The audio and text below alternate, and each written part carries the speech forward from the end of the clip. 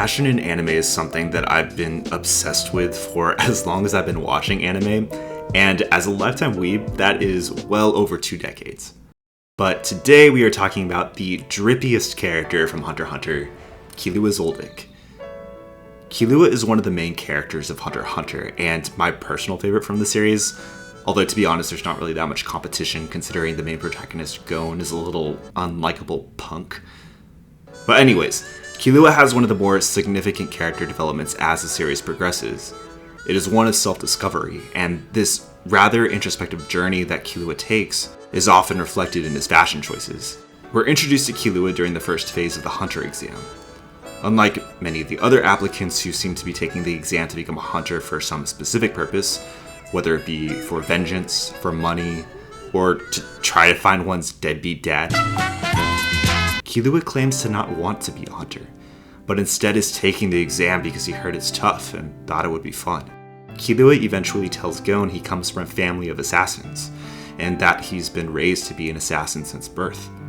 But despite being the chosen family heir, he no longer wishes to partake in the family business.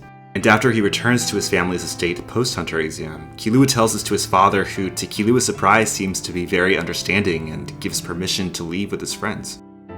For Killua, this becomes a time of self-discovery.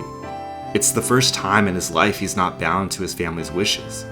And with this freedom, it's evident he doesn't know what he wants to do or who he wants to be. Those are things he's never had to think about before, because his entire identity up until this point has been tied up with being a professional assassin. It is also during this time that we start to see Killua illustrated with different outfits. And at times, like during the York New City arc, he can be seen with a new outfit for almost every single day that passes in the show. And not only that, but each outfit is fairly unique in style, whether it be something flashy, casual yet put together, something super low-key. The author of the series, Yoshihiro Togashi, he's no stranger to switching up character clothing. In one of his older works, and one of my favorite shonen animes, Yu Yu Hakusho, the main character Yusuke is shown in a variety of outfits throughout the series.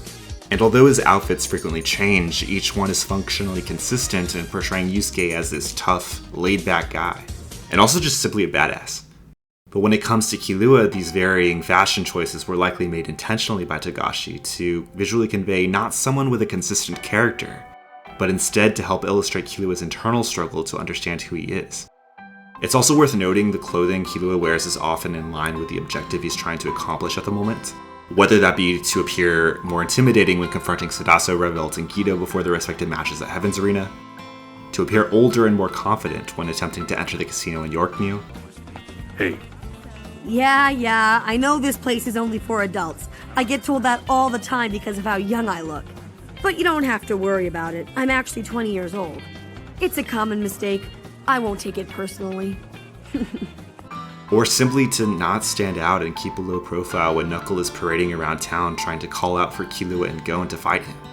Most of his outfits seem to be functionally important, and that's one of the reasons why Killua's character design is so great. Now, I understand the reason that most animated characters are given little to no variation in their outfits is likely due to the fact that it just makes illustration easier, but I often wish authors would experiment more with changing up their characters' wardrobes. Clothing offers another visual dimension to the character. It provides an additional layer of depth, one that doesn't need to be explicitly communicated via dialogue or narration.